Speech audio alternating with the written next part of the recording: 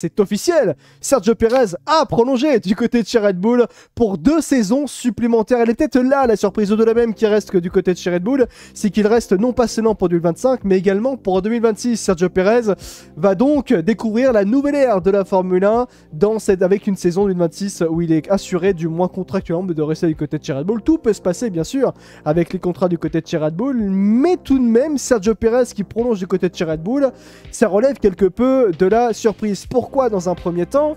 Parce qu'il a été en difficulté en 2023, mais également aussi dans ce début de saison 2024 de Formule 1, et surtout en 2023 alors qu'il avait entre les mains la meilleure voiture du plateau, et factuellement parlant la voiture la plus dominatrice de l'histoire de la Formule 1 sur une seule et même saison. Et c'est pour ça que cette prolongation de contrat, elle est quelque peu surprenante, Baby Choum, pour commencer. C'est la surprise réellement qui prédomine sur la prolongation de contrat de Sergio Pérez. Bah, elle est surprenante tant le niveau de Pérez récemment même depuis la saison dernière avec cette Red Bull là, on voit que une fois que Verstappen est en difficulté avec la Red Bull, lui c'est forcément pire. Ouais. Et que c'est beaucoup plus compliqué que ça.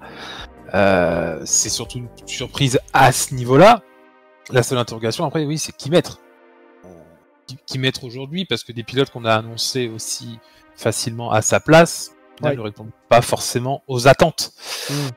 Voilà, on avait parlé potentiellement d'un swap avec Ricciardo en cours de saison. Ouais. Bon, force de constater, au final, vaut mieux par défaut garder Pérez. C'est vrai. Mais c'est sûr que voilà, nous faire un teasing juste pour nous dire que Pérez va prolonger de 2 ans, ouais, c'est assez spécial quand même.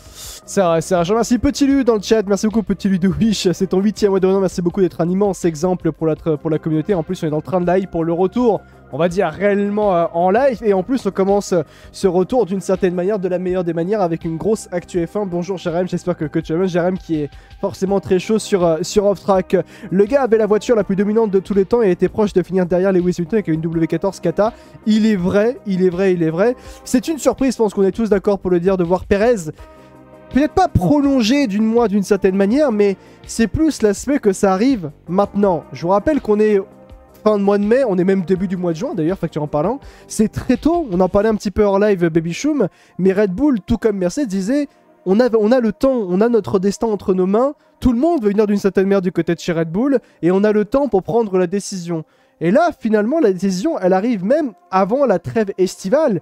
Et c'est ça que je me pose la question, pourquoi Red Bull se décide à prolonger Sergio Pérez aussi tôt, alors que il y a Carlos. Alors ça peut donner aussi des indications sur le marché des transferts, hein, d'ailleurs en y réfléchissant. Ça veut donc dire que des pilotes se sont déjà dirigés vers leur écurie et ont dit finalement non à Red Bull, même si je pense que c'est plutôt Red Bull qui a dit non à certains pilotes. Mais c'est vrai que c'est ça en fait, Baby Choum, ça arrive tôt quand même cette prolongation de contrat. Elle arrive tôt, surtout que visiblement, ce que nous montre Sergio, je pense qu'on est de retour sur le prime Pérez entré en Europe, quoi. Ouais. C'est-à-dire que là, on va nous dire qu'il est très content, qu'il se sent soulagé, qu'il va pouvoir montrer son plein potentiel, tout ça. Et au final, on est plus en train de se diriger sur un Pérez qui va encore nous faire des Q2 et des résultats cata. En tout cas, ce qu'il nous montre, voilà, depuis 2-3 courses, c'est pas non plus foufou, quoi. Ouais. Donc le timing, ouais, il est encore une fois peut-être un petit peu tôt. C'est que ça bouge d'une façon aussi bizarre. Ouais. Hein, cette paire de transferts est assez étonnante. Hein, en soi, on a des annonces un petit peu à droite à gauche, à des périodes assez spéciales. Donc c'est vrai que c'est très compliqué de lire là-dedans. Maintenant, cette prolongation-là, ouais, encore une fois, elle est par défaut. Elle est par défaut. C'est là où on va revenir, ouais. Bah ouais, c'est que le problème, c'est qu'on se dit qu'il n'y a personne qui serait capable de faire mieux que Pérez actuellement. En tout cas, peut-être qu'on pense du côté de Red Bull, que Pérez au final est le candidat idéal. Maintenant, est-ce que ça va les mettre en difficulté pour les 2 prochains championnats constructeurs? Peut-être, on ne sait pas. Si Pérez maintient ce rythme-là, oui, ce sera effectivement une menace pour Red Bull. Après, il peut peut-être aussi avoir un aspect en interne politique. Oui. On a cette éternelle guerre en interne entre Horner et Marco. Horner, Pérez l'aime beaucoup. Oui. Donc est-ce qu'on se dit pas que voilà, Pérez reste justement pour éviter de mettre d'autres pilotes que Marco aurait en vue, quoi. Il y a ça aussi, c'est vrai. J'ai un petit peu les messages dans le chat. Moi j'ai une théorie, Red Bull a souffert de grosses pertes économiques à cause de l'affaire Horner et Perez amène tellement d'argent que ça réduirait les pertes. Si on parle de sportif, le gars est mauvais, nous dit Yazoo. Pour moi, c'est une part de la vérité, c'est pas seulement la vérité tout entière, mais ça fait partie d'une certaine part de la vérité, parce que si on se concentre uniquement du point de vue sportif, et c'est quelque chose qu'on en avait déjà parlé il y a quelques temps avant, même en saison dernière, surtout quand Perez était réellement en grosse difficulté, alors qu'il avait, encore une fois je le rappelle, la meilleure voiture de l'histoire de la Formule 1 en termes de domination, factuellement parlant. Il est bon de rappeler que quand même, il y a pas si longtemps, Sergio Perez se serait déjà fait virer de Red Bull par ses performances sportives.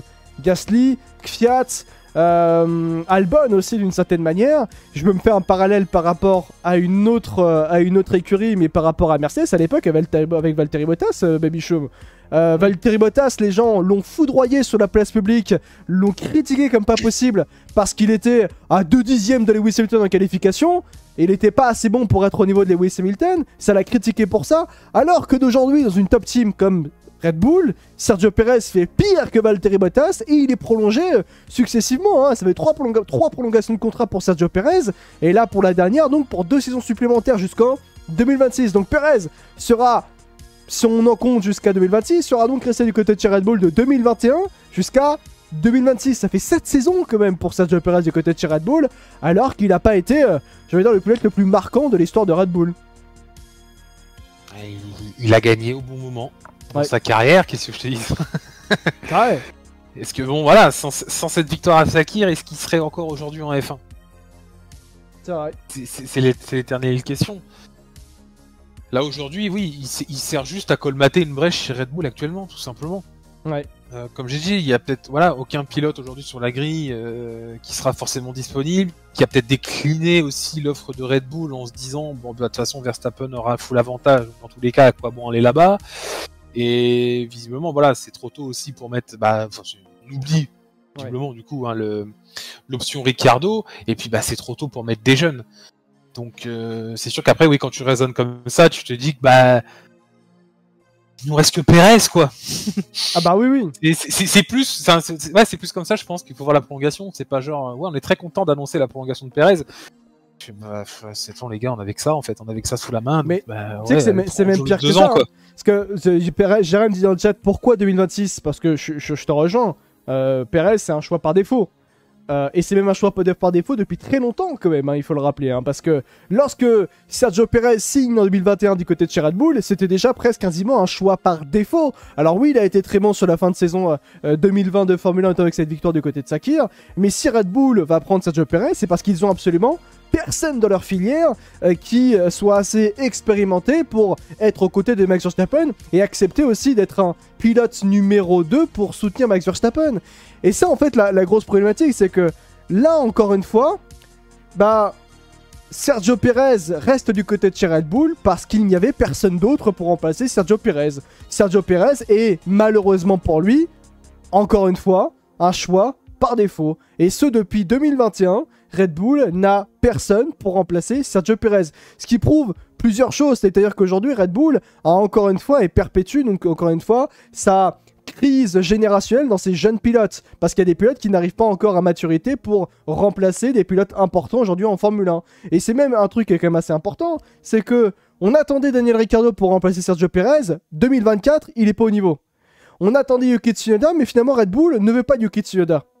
On attendait Liam Lawson, mais Liam Lawson finalement ne pourra peut-être pas être là en saison 2024 de 2025 de Formule 1 parce que Ricciardo rassure les investisseurs du côté de chez Red Bull, bien qu'il ne soit pas un pilote attrayant pour un pilote qui soit en bonne performance depuis le début de la saison. Donc il est attrayant pour Vicarb et les investisseurs sont contents.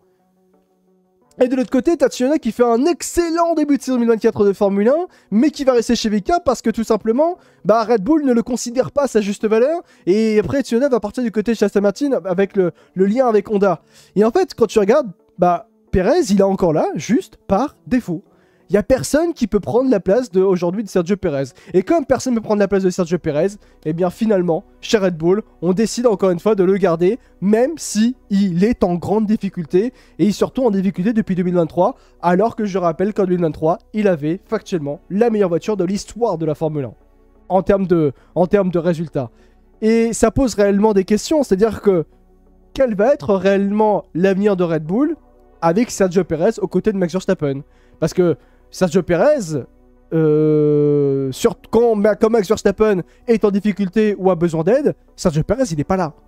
Donc vraiment, Red Bull, pour les prochaines années en Formule 1, pour les 2 prochaines années, notamment pour les titres, et même 3 prochaines années, puis si on inclut cette saison, ça va être compliqué, réellement.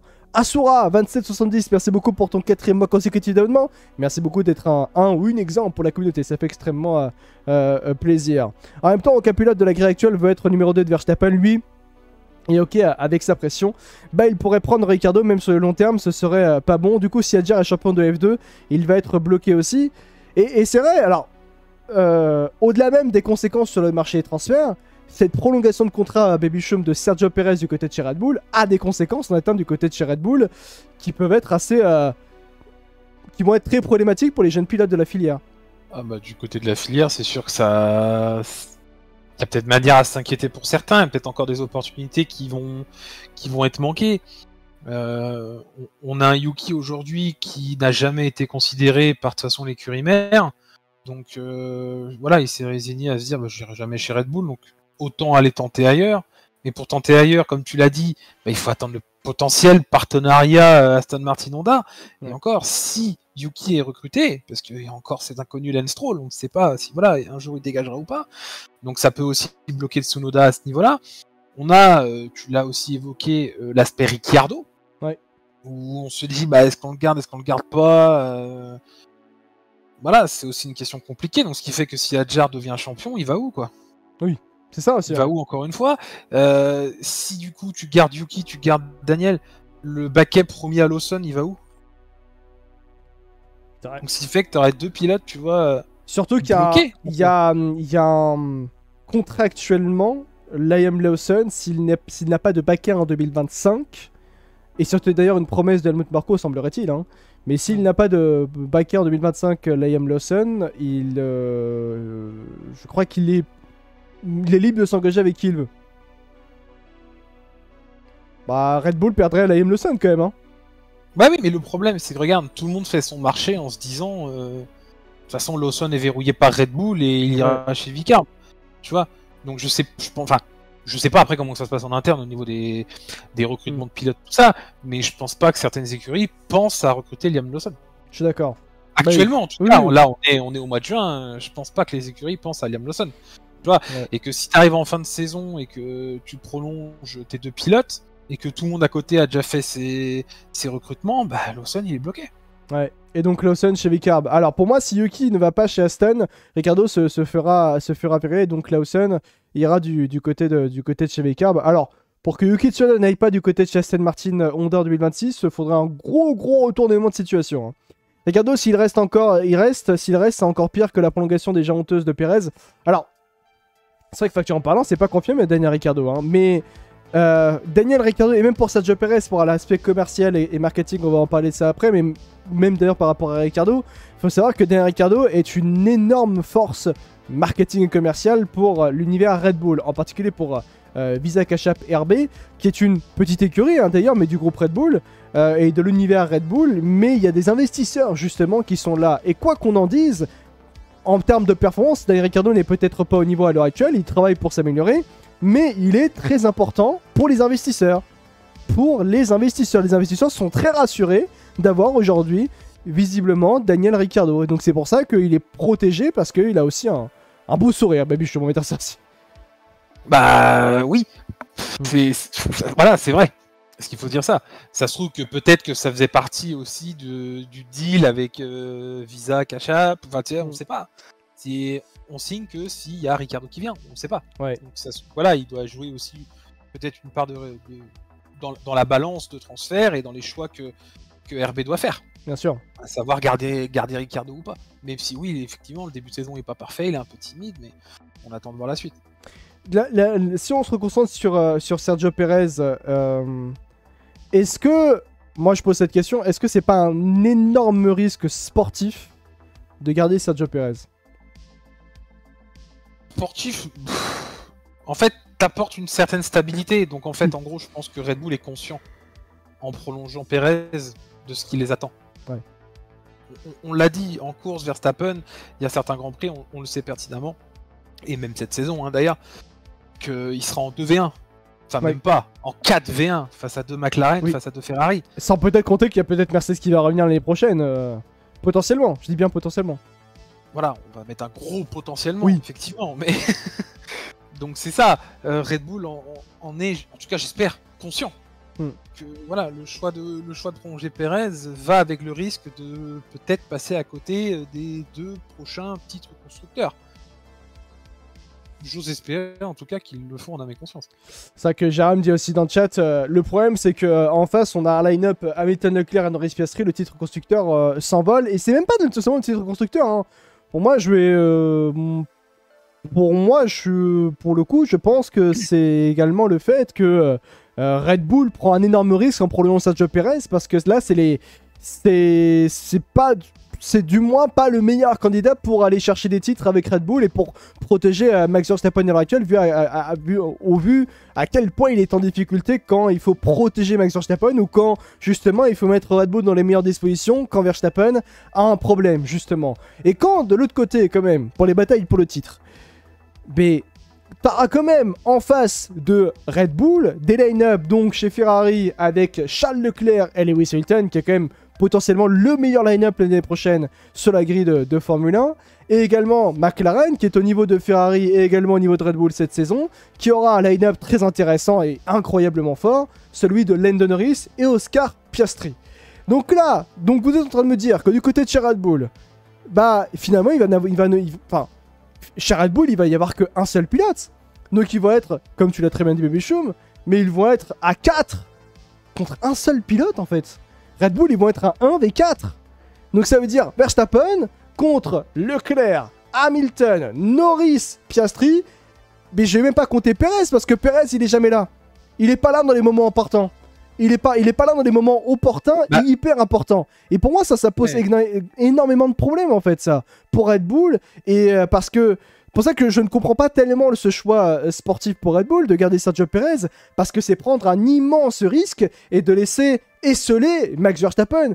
Quoique, même si aujourd'hui c'est le meilleur pilote du monde, Max Verstappen, c'est pas Superman. S'il a 4 pilotes qui sont à ses trousses et qui vont qui vont se battre avec lui et qui vont le mettre à mal, bah je suis désolé, mais tout excellent pilote qui se bat pour le titre avec des voitures qui se rapprochent des autres, du niveau des autres écuries, donc Red Bull, McLaren et Ferrari, a besoin d'un deuxième pilote. A réellement besoin d'un deuxième pilote. Ce sera chez Ferrari, Hamilton pourra compter sur Leclerc comme Leclerc pourra compter sur Hamilton.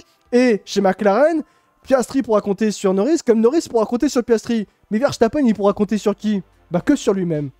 Et bah là, ça risque d'être réellement compliqué pour Red Bull pour protéger Max Verstappen et pour aussi Verstappen être protégé par Red Bull d'une certaine manière. Bah bien sûr, parce que les points intermédiaires sont aussi ultra importants à prendre. Ouais. Voilà, on a vu ce regain effectivement puissant de McLaren et de Ferrari justement qui confirme cette remontée-là. Et on se rend compte que finalement, le début de saison parfait de Verstappen le maintient à la première place.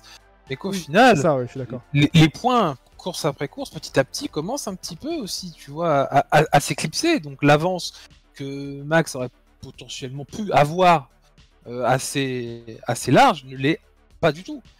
Et que du coup, si Pérez n'est pas là pour prendre un podium ou pour prendre des points à un concurrent direct à Verstappen, ça va devenir de plus en plus compliqué. Moi j'ai une saison en tête par exemple où voilà, on est sorti d'une saison 2002 de Ferrari absolument folle. 2003 ça a été un peu plus compliqué parce qu'il y avait la concurrence qui était là avec McLaren et Williams entre autres avec Montoya et Raikkonen. Le titre s'est joué à 2 points et Barrichello finit 4ème. Donc ça montre aussi que le rôle d'un second pilote est ultra important dans une lutte pour les 2 titres quoi. Ouais. Autant pilote que constructeur. Donc c'est pour ça qu'en fait quand tu nous dis que Pérez va être prolongé, c'est sûr que tu prends un risque justement au niveau de la lutte mondiale, du titre mondial, c'est sûr. C'est vrai que quand on parle de tout ça, on parle beaucoup des inconvénients de Sergio Pérez, mais il y a un point où c'est extrêmement important aussi pour Red Bull de garder Sergio Pérez, Baby Choum, c'est du point de vue marketing et commercial. Et c'est un point que beaucoup oublient de noter et peut-être omettent réellement de noter, mais c'est peut-être le point le plus important aujourd'hui. Si Red Bull garde Sergio Perez, c'est aussi et surtout parce qu'il est extrêmement important pour la marque Red Bull du point de vue marketing et commercial. Sergio Perez est une énorme force pour Red Bull car il est mexicain. C'est une star au Mexique, c'est une star en Amérique centrale, c'est une star en son pays, mais c'est aussi une star aussi également en Amérique du Sud. Et en fait, de ce point de vue-là, bah, grâce à Sergio Perez, Red Bull peut parfaitement s'implanter en Amérique centrale et en Amérique du Sud. Et particulièrement au Mexique, qui est un marché absolument propice pour se développer, s'installer, surtout bien s'installer, et également se développer de jour en jour, de semaine en semaine et de mois en mois. Et quand vous regardez justement les... Bah, on va dire ça ainsi, mais les événements faits par Red Bull Racing, justement, avec Sergio Perez du côté de chez Red Bull, du côté du Mexique, tu le comprends parfaitement. C'est absolument... Mais c'est plein à craquer. Il y a un monde absolument fou. Il y a des millions de personnes qui viennent voir cet événement juste pour voir Sergio Perez faire un roadshow dans les rues de Guadalajara. C'est absolument exceptionnel. Et en fait, Sergio Perez, bah, il rapporte énormément d'argent à Red Bull Racing. Et ça, il faut pas à Red Bull Racing, mais surtout à la marque Red Bull dans la globalité. Et c'est en ça où il est extrêmement important. Je rappelle que Max Verstappen, il a un salaire de 50 millions par an, sans compter les primes, notamment une prime de 1,8 million à chaque fois qu'il gagne un Grand Prix de Formule 1. Donc croyez-moi que Red Bull, ils sont bien contents d'avoir Sergio Perez, qui rapporte une thune absolument incroyable, grâce à son aura qu'il peut avoir du côté du Mexique, en Amérique centrale, en Amérique du Sud.